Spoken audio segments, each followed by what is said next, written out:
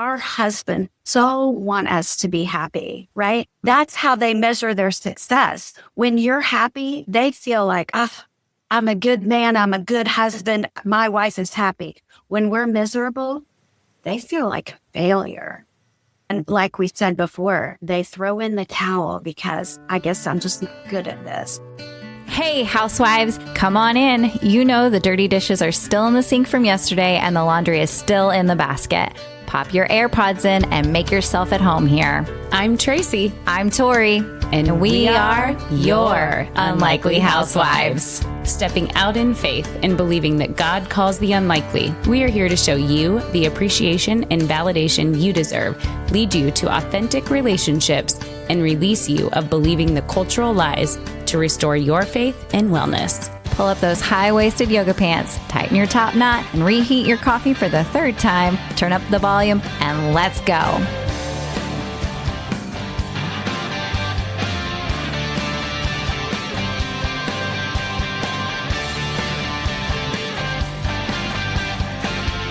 Hey, housewives. Hey.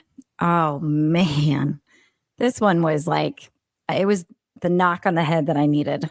This was the eye opener too. Yeah. It's been a while since we've done one on marriage. Yes. So definitely you guys are going to see and hear just a woman who's so passionate about marriage and being intentional about it. Yeah. I think it's one of those things that we get so complacent in, right? Well, and I think it's not just the intentional complacency that is like, that it's the in-depth, like working on your marriage at all times, whether it's 2 years in, 10 years, 20 years, 30 years, it is we just become habitual humans where we're roommates and we're parents and we're, every now and then we'll go out for a nice dinner, but are you really like having fun and in love and being intimate and all the things with your spouse? Yeah. And just the visual of being magnetic versus repellent. Mm-hmm. Like that was so good with Cristie. And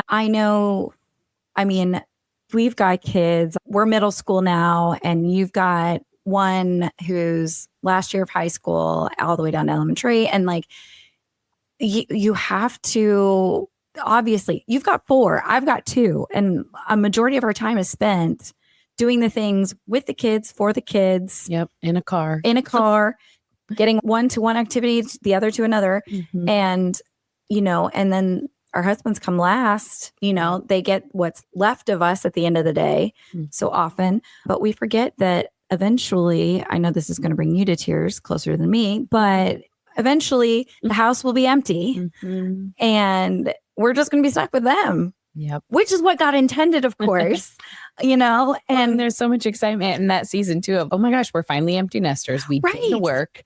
We raised these incredible kids. We want to be able to follow them, go to their things and, be happy with our grandchildren. But if we're not happy, then what was it all for? What was it for? Exactly. And I think Cristie did an amazing job giving our listeners a glimpse. We've obviously talked to her a couple times and I've logged on and subscribed to some of her freebies on our website. And because I'm always reading and learning about, marriage and parenting and all the things, but what she teaches, she's certified in, but it's also, marriage is what we focus on, but it's also on relationships and it can help every relationship, that you're involved in. And so we just encourage you to listen in, check out our Facebook group and just be encouraged. Yeah, absolutely. So this is for the one who wants to save their marriage. Enjoy. Hey, housewife. Hey, welcome back. Welcome back. We have a phenomenal episode for you in our series, You Are Not Alone, for the one who, and this one is going to resonate, y'all. And I can tell you that because I know that I need it. So, as Tracy and I always lovingly joke that we book these guests selfishly. And so hopefully with us being open and going, oh yeah, that we need this, hopefully you will find your source in it too. Yeah. So Tracy, will you go ahead and introduce our lovely guest? Okay, so today we have Cristie with us. Meet Cristie Cerniglia, certified Laura Doyle relationship coach. She is a Kentucky homeschooling mama of 4 with a passion for inspiring and coaching women back into magnetic marriages. Rusty and Cristie have always had a happy marriage, but somewhere in their incredibly blessed 30 years, it all started to feel lonely and distant with more nitpicking than playing. Then she discovered Laura Doyle's simple yet incredibly effective intimacy skills. The changes to her marriage were instant and life-changing. She was so incredibly inspired that she became a coach to help other women become magnets in their marriage. Welcome, Cristie. Thank you. That sounds so exciting. And me up. Let's go. Yeah, I would like to be a magnet for my husband only. Yes, I was going to say clarify. Well, and I love to, though, and we have to, yes, we're going to focus on marriages today, but this isn't just marriages, this is relationships. Okay, so for our listeners, tell us a little bit about you. Obviously, I introduced you from Kentucky and you're a mama of 4, homeschooling, and I'm sure that some of them are older, correct? If you want to fill everybody in. The homeschooling has kind of run out at this point, believe it or not. My oldest daughter's 25. She's married and has 3 kids. So I'm a Kiki now, which is the super special thing. And then we have 2 daughters in college, and our son is the youngest. He just started his sophomore year of high school yesterday. Wow. So we're doing all the things. Yeah. Yes. Very So nice. good. We were just, man, it goes so fast. I say that after an extremely long summer. But okay, what I find, one of the common themes that we're finding here with our Guest for the You Are Not Alone series here is that so many of our guests, of the people who have become certified or are now coaching, started because they were looking for something for themselves. And they were like, I'm looking for this. And then they just went down the rabbit hole and just found something that were like, oh my gosh, this is life. This has changed everything. Mm-hmm. And either it becomes somebody like where people notice a difference and say, hey, what are you doing? I went in, or hey, can you help me? Like, or you just are like, oh my gosh, more people need to know about this because this is like this hidden gem. Mm-hmm. So what made you go search this information out, and what's the Laura Doyle certification? Yeah. Oh gosh. Well, we had been married, let's see, it's been about 4 years now, and we're at 31. So it had been a lot of years. Congratulations. Yes. I've always been passionate about marriage and family. My own parents divorced my senior year of high school out of the clear blue sky. And it was super painful. And so I went through a pretty good period where I said, I will never get married. And so it was a stretch for me when I met my husband to marry him. And the Lord really had to do a work in my life to say, I'm not asking you to trust him. I'm asking you to trust me. And so that was a big deal.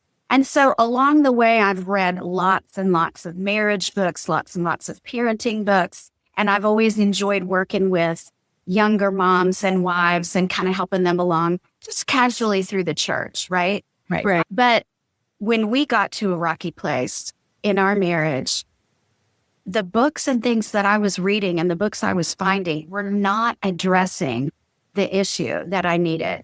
And it kind of reminds me of the parenting thing, right? You read your Bible and you pray, but you really need some strategies when it comes to parenting. You want a book that tells you, do this, say this, handle this situation like this. You know, you're like, somebody tell me what. Help. Yeah, exactly. And so when I found Laura Doyle's book, The Empowered Wife, that's what that was. It was practical. It was strategic. It was simple, straightforward. It felt like she was reading my mail. Okay. So I knew like that the Lord wanted me to be a respectful wife. I thought I was.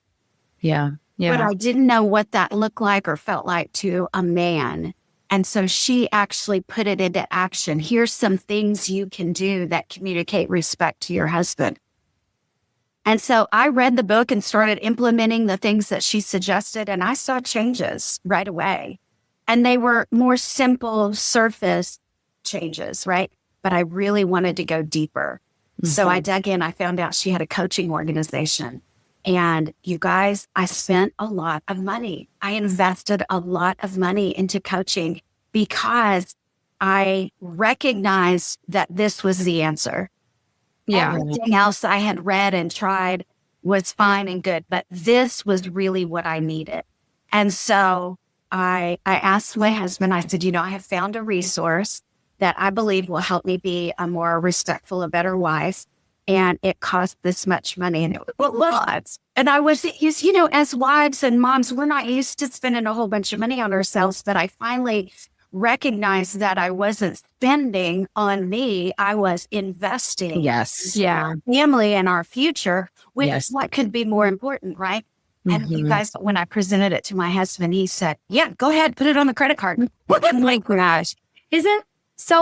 Okay, so first of all, like that should encourage wives everywhere. Tell your husband, you're like, I'm getting coaching to be a better wife, and especially I can't get it out. I have the person I bought. Yeah, I could that's funny because we automatically assume they're like, no, we don't need that. We'll figure it out. No, your husband is going to be like, what? A better wife out of this? And it's also obviously he changes in the process too.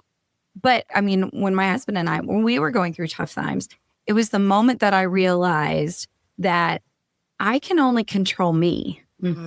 But if I change me, 50% of our marriage changes. If God transforms me, 50%, it'll be 50% better. 50% better is a lot better than 0%. And a lot of times, like you said, it's all of a sudden their reactions change. Exactly. And you're like, oh my God, I have a different husband. And he didn't go to counseling. He didn't read the book. He didn't. So so it's very, it's hard I think as a woman, as a wife because let's be honest, most of the time we're the ones that have the free time to be in a Bible study. We're the ones that are more active in the church. We're the ones that, get our quiet time typically regularly after the kid, we drop off the kids or before school. God bless Tracy for her 5:30 mornings. That will never be me. But sometimes we get a holier than thou complex. God, I'm doing all the things. I'm praying. And we don't see our husband doing any, he's not, I'm off to my Wednesday morning Bible study for a group talk with the guys. That's not the world that they live in. And so we can kind of tend to. Not most, I would say some. Yes. You know what I mean? Especially our audience is listening, that's either, there's a multitude of, age ranges and dynamics and demographics and things that are listening. And some of them, yes, surely that's not their priority. And they're coming home from stressful days and the conversations are, they just look different than most. Well, yeah. And that's not, I'm not rating off guys in general. I'm just saying that there's a lot of emphasis on women ministries in the church rather than men. Yes, I agree with that. I would say part of God's design of that is the amount of effect that by looking at ourselves and by having Christ transform us, so much can happen to our husbands through us. And that's biblical. Yeah. So your husband doesn't have to go to a Bible study. Yeah. Well, so many women who come to me say, well, why do I have to do everything? Yes. I want him to change. I have the he disease. And ladies, that was so me. My husband would do more of this and less of this and change that and do that. Then we could be happy. Yeah, I totally would nag less if he did that. But guess what? That went on for years and there was no change. And like you said, I finally realized I have no power to change him. And so if I want things to be different, then I need to be the catalyst. I need to go first. And like you said, we call it a wife mirror. When I show up this way, he responds this way, right? But the ways that I was showing up in the past, I didn't know it, but they were actually repelling him rather than drawing him to me. And I didn't know. Yeah. So now I know the difference. Yeah. Can you kind of set the scene of what life was like when this was coming up? Like where were you in your marriage? Were you homeschooling? What were the ages of your kids? Because I think some people, they just have this, well, this is the way it's going to be. This is, we just got to get through this season. And I heard one time, I think it was in a sermon, and it was like, yes, I know it was a John Tyson sermon actually. And he was like, everybody always says it's just a season. We'll get through this and then we'll worry about that. Well, guess what? In that season, your marriage can fall apart. So he said a season can make your marriage or it can break your marriage. And it's something that we can't just keep saying, well, this is a season that we're in with our kids or this. Your marriage has to be, yes, we understand there's times that you don't get to go on dates as often or, go on a vacation, but there's still intentional time of communicating and building that relationship and intimacy so that it can withstand those hard seasons.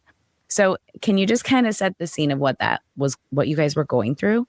Yeah, I agree with you so much. There are harder seasons when it comes to the ages of the kids and things like that. And the skills that I teach aren't about having more date nights.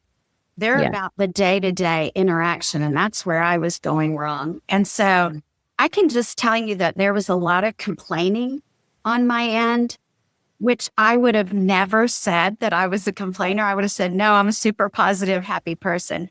I didn't recognize the complaining for what it was. And when I learned how to actually express what I wanted, then the complaining stopped. And when I realized how disrespectful my complaining was, so there are so many blind spots for me. So let's just use a dumb example. Like I would say, it's so hot in here. Well, first, that was a complaint. Second, my husband would get like defensive and peeved at me. And I'm thinking, why are you upset? I'm just complaining about the heating and air. But for him, that was his department and his domain. And basically I was saying, you stink at this. You're not doing a good job of taking care of us and the household and things like that. I'm like, really? Like that's how he was thinking of it? You know what I mean? And so now I've learned to say, I would love for it to be cooler in here. That's all I have to say. It's such simple wording, right? You have no idea how much this is an issue. And I cannot wait for him to listen to this episode because I'm perimenopausal and honey, we do not agree on the thermostat.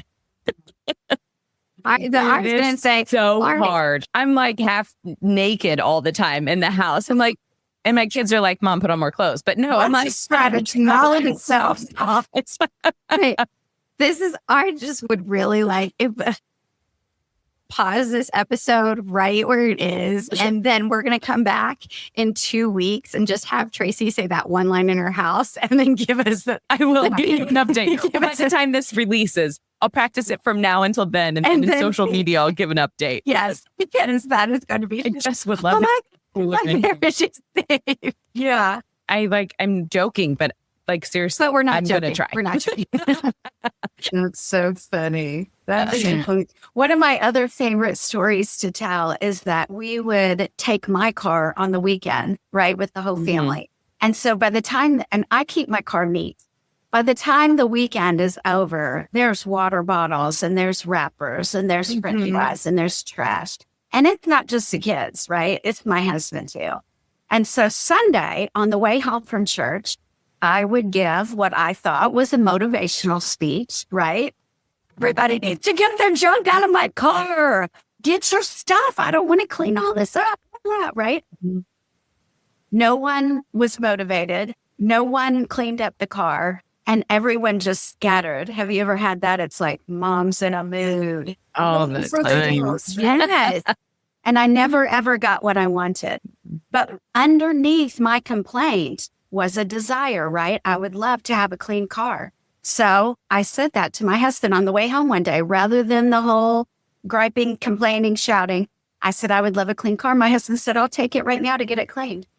He took it over and, had it vacuumed and washed and the whole thing, which I was like, oh my gosh, that worked. But here's the thing, y'all, I messed up again, but this is such a good illustration. He comes home with the clean car and I go out there to show gratitude, right? Because that's one of the skills that I teach, gratitude. I go out there and I open up the door and I go, oh, like there's something on the door. And I'm this, and oh, there's still some little crumbs in the floor and I'm picking them out.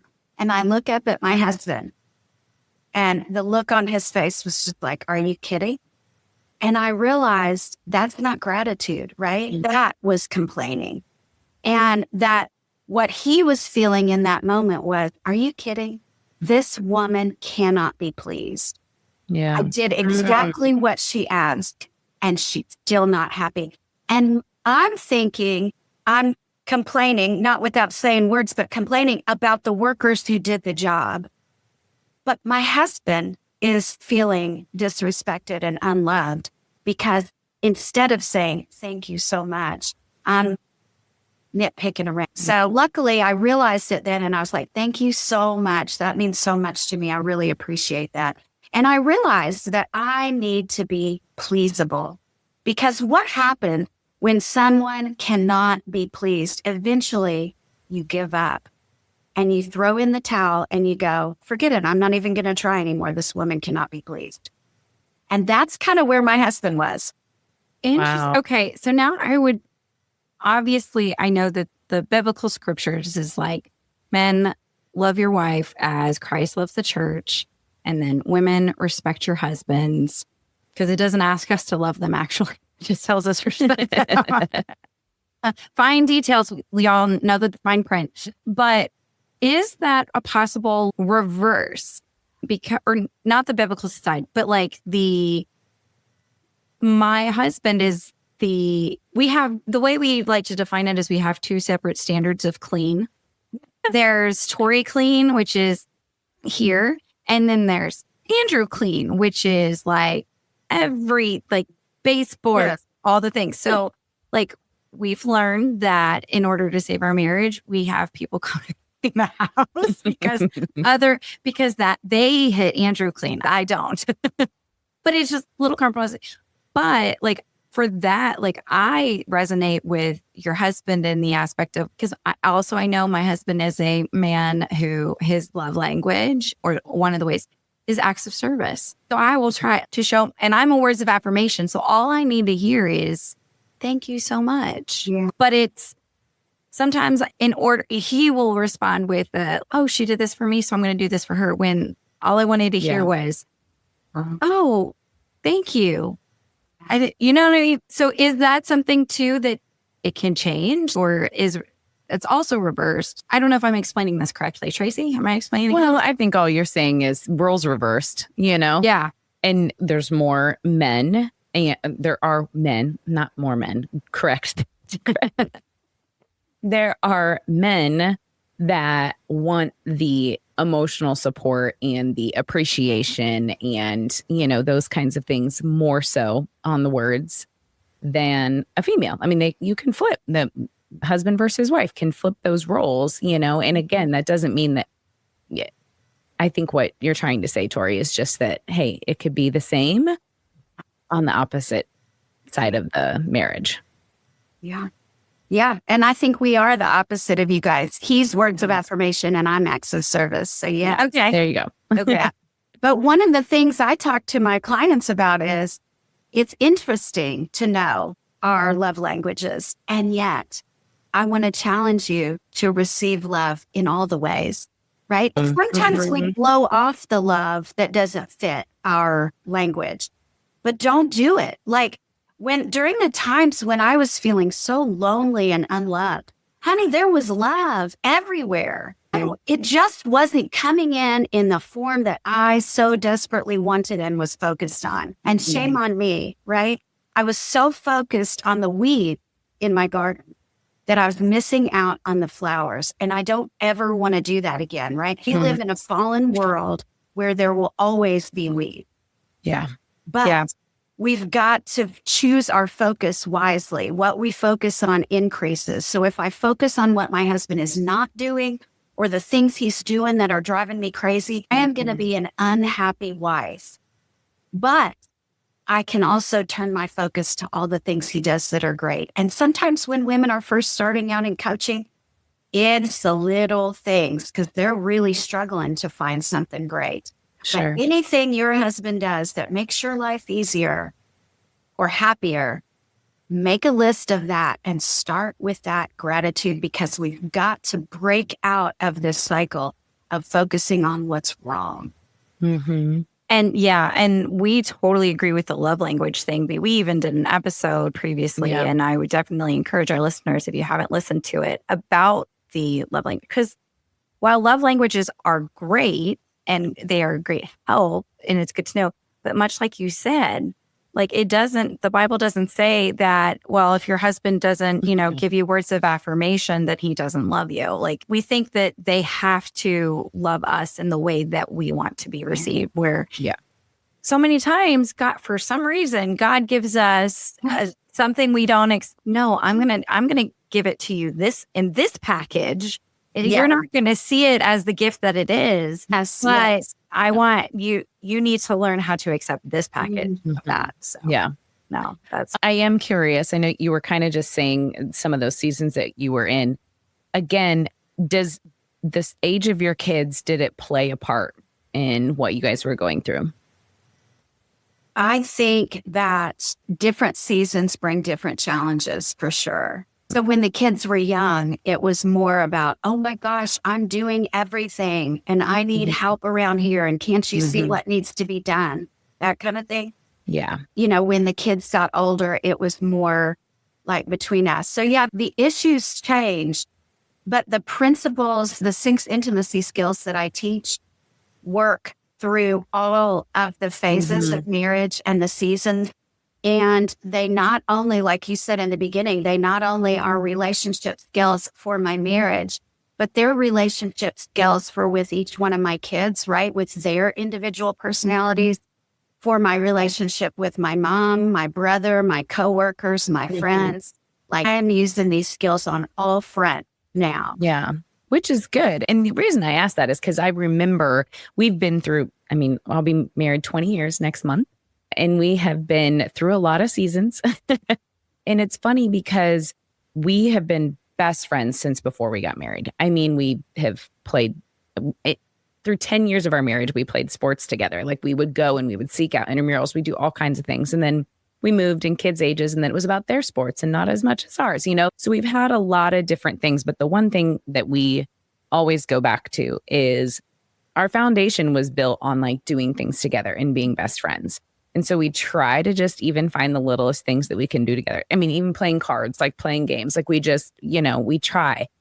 But through the seasons, we've noticed when the hardest part for both of us is when we're just not getting time together, like just to have fun and just be that individual, boyfriend and girlfriend, or, just that having fun, because that's who we are. Like, that's when we're at our best, like, we're great parents. We love our kids. But when we get in these seasons, and we're in the teenager season right now. And so that is a whole nother level, because the amount of just the hormones. Well, and throw moms in there too. But it's also just the emotional support that needs to be there, the physical tasking of like staying up late, because their hours are different, the driving, the being in the car, the being away from each other, not being home. There's so much imbalance there.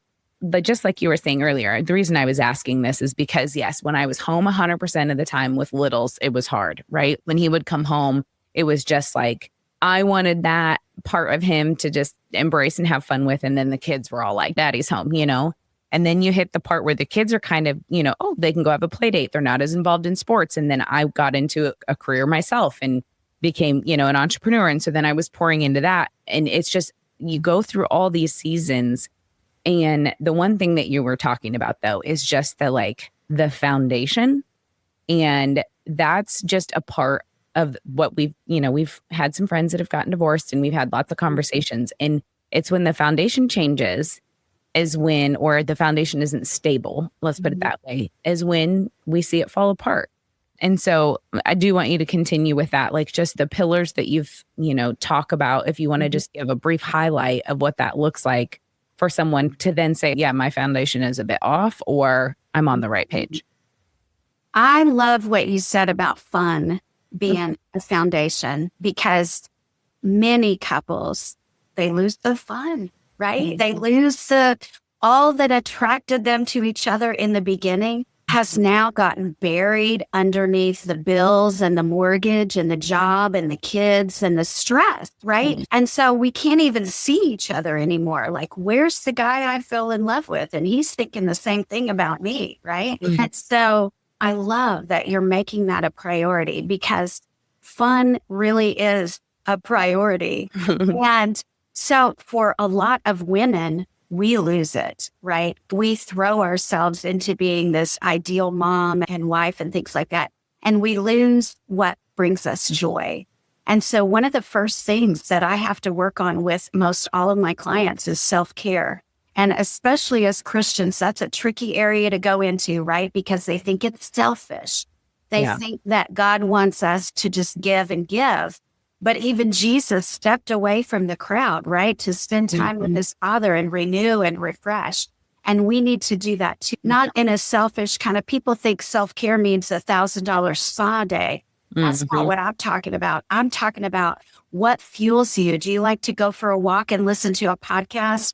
Do you like to take a bubble bath? Do you like to read mystery novels? Whatever you enjoy. But make sure, ladies, that you're taking some time for yourself to get some joy, because you are 100% responsible for your own happiness. And sometimes we get into a weird place where we're depending on our husbands and expecting them to make us happy.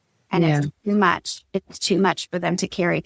We need to make ourselves happy. And guess what? Our whole family benefits from that. We are influential in the home, right? We set the tone. That's why they say if mama ain't happy, nobody happy. Yeah. But we need to come. We need to bring the joy. We need to bring the energy. And the only way we can do that is if we put our own oxygen mask on first, right? So what are the things that you enjoy, and how can you plug them into your everyday life? And like I said, it doesn't have to be a 2-hour thing. It could be a 5-minute thing. But make sure that you're taking care of yourself so that you are at your best when you go to take care of your husband and your family. Yeah. Yeah. That's so good. That's a great reminder. I'm just thinking, like, whatever this, I have not done well with that this summer.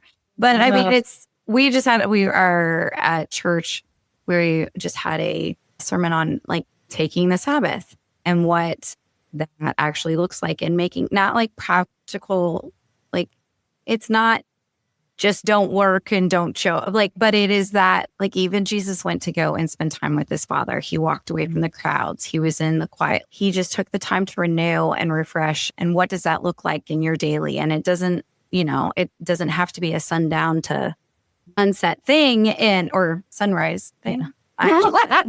Or sundown to sundown. Okay, that's a thing. Okay, yeah.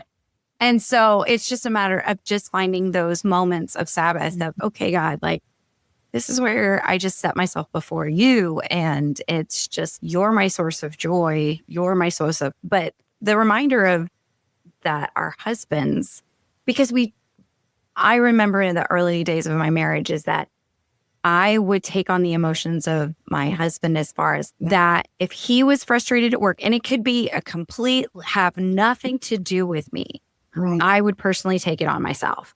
Oh, I'm doing something wrong. What can I, And so, I mean, even in the small habits, like I will ask, like, I can tell, he's stressed out or anxious or something, like that. You can tell when your husband is not in the right headspace. I just go, is this me related, or is this work related, or is this something else related? And then he can go, no, I'm just thinking about stuff with work, because their brains are always going. Always Going. And I would think it was a personal attack on, I would take it personal. Like, this has nothing to do with me. I'm just going to let this go. Yes. And instead of taking everything personally, that was such a game changer for us when I realized, every mood it's not because I didn't do this. Yeah. Yes. That's so common. You are not alone. And we talk about staying on our own paper, and staying on my paper means that I don't even try to manage his moods or his reactions or his words or his activities or his free time or any of those things, because control is a repellent, right? Yeah. And so scheduling can we call them play dates for your husband? Oh, he needs to go hang out with friends. Trying to do that is because I've done that. Like I haven't, like, you need to go play golf with your guy buddies, or you need to have a guys night. And I have literally planned it with other wives for their husbands. So I'm like, oh my God. So that you would say that's a no. That's not could be seen as controlling. It could. Okay, good. All right. Just for other wives out there, do not schedule play dates for your husbands. Hilarious. I do think though, in light of it, sometimes they just need that push to just stop working or to just stop being so in this zone and like just get back to that zone. You can suggest it. Yes. But I think part of respect is realizing that we have married these smart, capable, grown men who really can't handle their lives and treating them like that rather than micromanaging and, and so, one of the repellents that I was famous for in the bad old days was that my husband runs a roofing business. I don't know anything about roofing, but I can be a know-it-all at times. So he would come home from work and start telling me about the day, right? And I mean, I had opinions about everything. Well, you should do this. Well, you should try that. Well, you should have said this. Why did you do that? All of these opinions and criticisms and things like that. I didn't recognize them as that. And his conversation went down and down and down. Now, the women who come to me, one of their main things is, I want him to talk to me more. Mm-hmm. Well, we've got to turn off all the opinions and everything and just be an active listener. So now I use a 3-word cheat phrase, and it's, I hear you. I'm not agreeing. I'm not disagreeing. I'm just witnessing his thoughts and feelings. And I can get that man to talk forever now because he knows he's safe with me. I'm not going to criticize and say, why'd you do that? And give him that look. You're an idiot, Yeah. That I used to give him all the time. And I don't have opinions as if I'm the, smartest person in the world. I just listen and go, oh, I hear you. And then at the end of it all, usually what I end up saying is, wow, that sounds really tough, but I know that you'll handle it. You've been running this business successfully for 25 years. I'm not worried. And standing behind him like, you've got this. You're smart, you're capable, you've got this.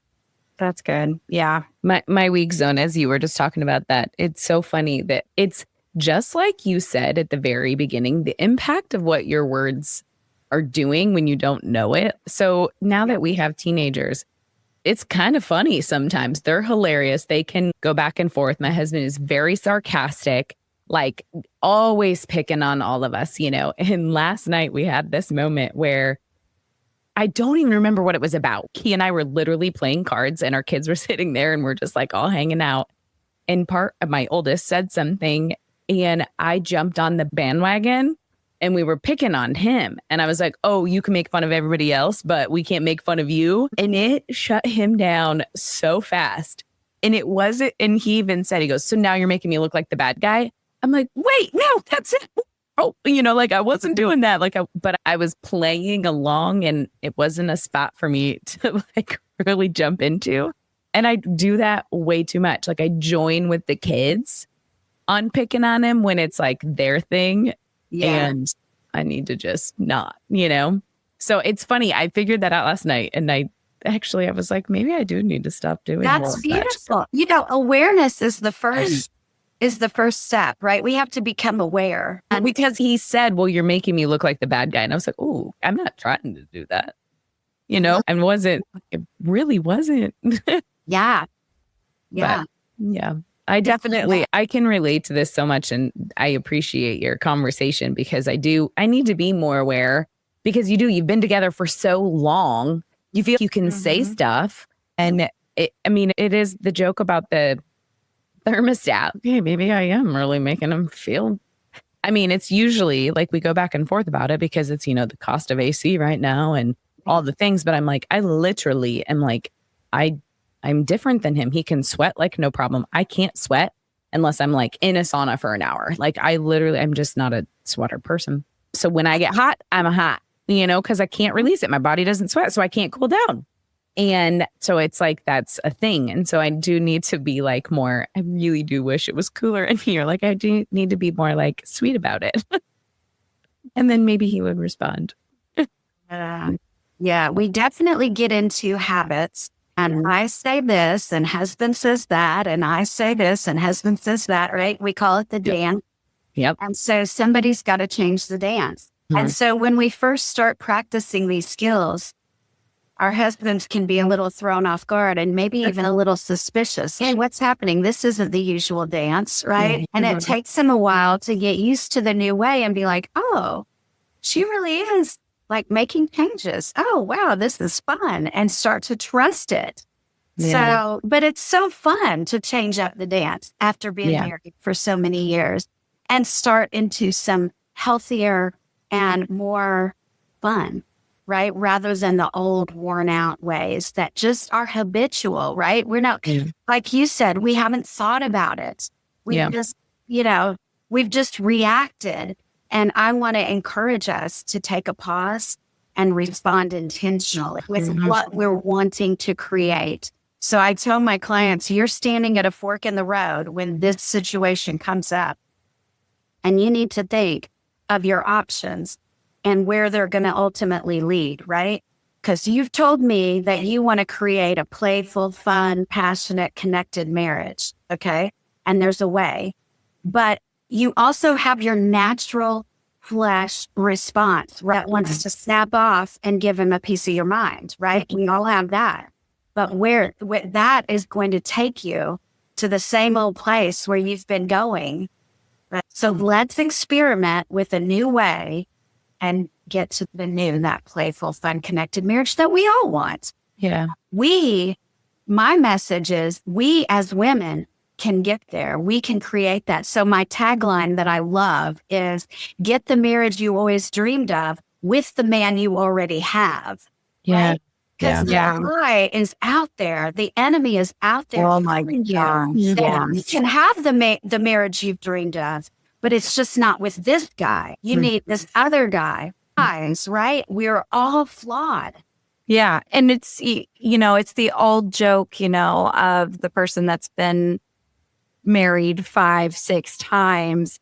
And you just go, at what point do you realize the problem might be you? I mean, just like the problem is all of us. The problem is all of us, but it's like, as soon as we become responsible for ourselves, again, the account, like I can control me. Yes. And again, it comes back to me and God can work through me and my relationship with God. It goes my relationship with God, then my relationship with my husband. Then let's remember the children are down here. I think that too is definitely a lie that from the pit of hell, that our children are the center of our world. Like that this is, everything revolves around them. And if you ask my girls, we go, what's the hierarchy in this house? Oh, God, mom and dad, and y'all are down here because y'all are going to leave the house and we are going to stay together until death do us part. And so that's there for a good time period. Seeing the trends like you experienced as a high school senior is let's keep it together until the kids get out of the house. Let's just stay together for the kids and then it'll be easier. No, it's never easier. Like it's almost more shocking for the kids when they're older because then they're like, wait, what? You've been married for 20 years and now it's over? You've invested 20 years and now you're done? That's a real thing. I mean, your story of being affected by that, of just, I'm never getting married. And it wasn't because you saw somebody just short term get married. And then, no, it was they invested 20 years of their life. And then it was like, we're done.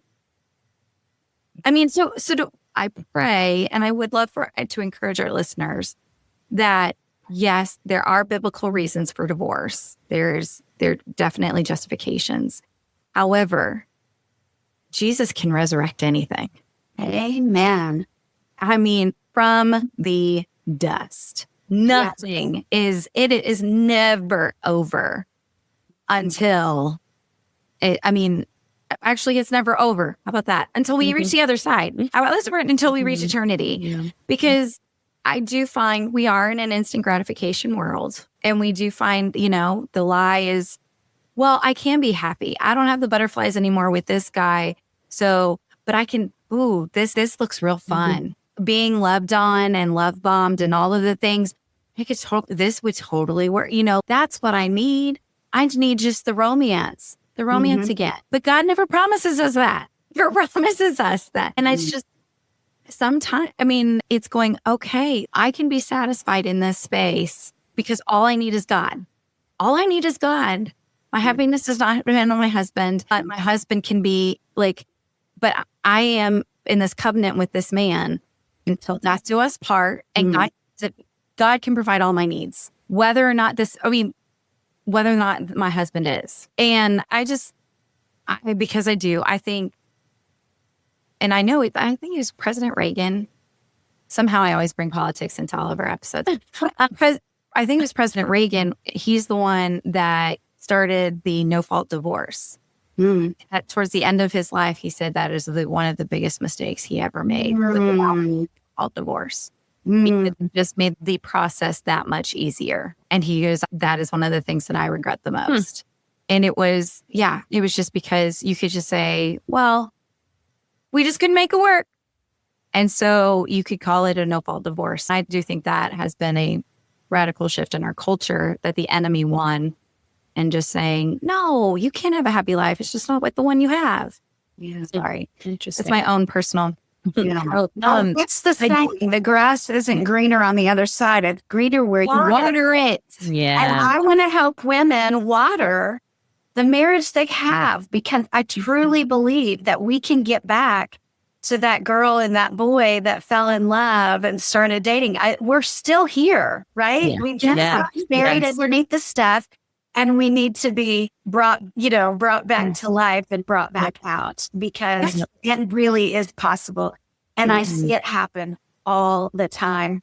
One of my greatest sources of hope was going through my year-long coach training with 12 other women from all over the U.S. and even from a few other countries, women in different cultures and different religions and different just unique situations and circumstances, right? Married 2 years, married 50 years, okay, all the way.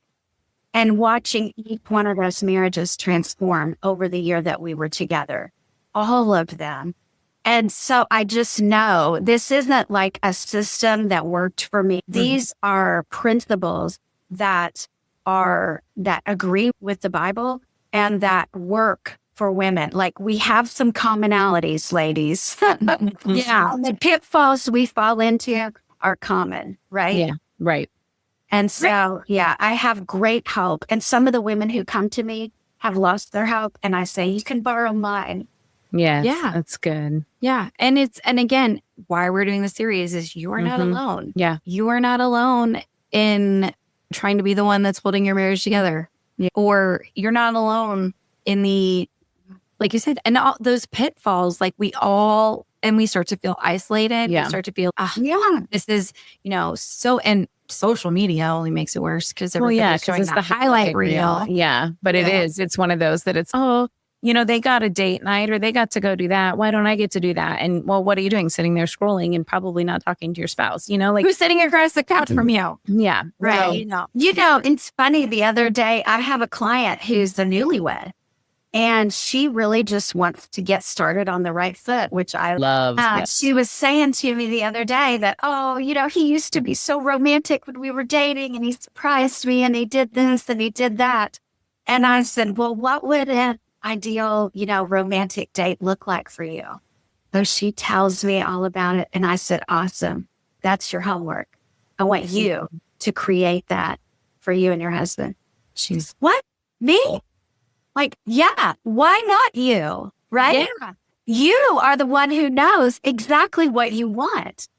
Why? What you want him to read your mind? They can't do that. You go create it. And so women will tell me, oh, I wish he brought me flowers. I say, girl, go get you some flowers, right? Create your own happiness. And you know what's going to happen? He's going to come home and go, where'd these come from? And you're going to say, I wanted some fresh flowers, and so I got them. And guess what? Now he knows, oh, fresh flowers make her happy. Our husbands so want us to be happy, right? That's how they measure their success. When you're happy, they feel, I'm a good man. I'm a good husband. My wife is happy.